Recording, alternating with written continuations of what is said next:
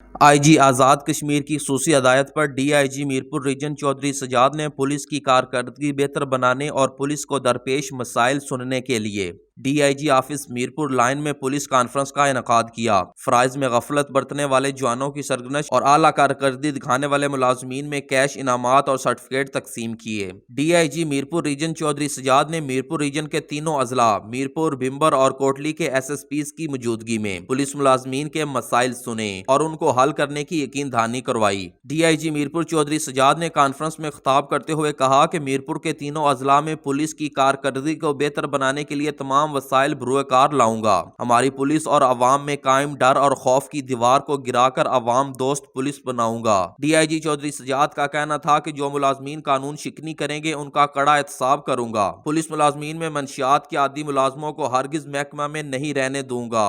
D I جی چودھری سجاد نے کہا کہ منشیات کے عادی ملازمین کی محکمہ پولیس میں کوئی جگہ نہیں، ان سے کوئی رعایت نہیں برتی جائے گی۔ ہمارا پچھلے کورونا کی وجہ سے پچھلے کچھ سال 1.5 میں اس طرح کی کانفرنس نہیں ہوئی۔ آج یہ سلسلے کی پہلی کڑی ہے۔ مقصد یہی ہے کہ پولیس کے ذاتی جو مسائل ہیں ان کو حل کرنے کے لیے کوشش کی جائے تاکہ وہ باہر جا کے عام عوام کی بہتری کے لیے بھی کام کر سکیں۔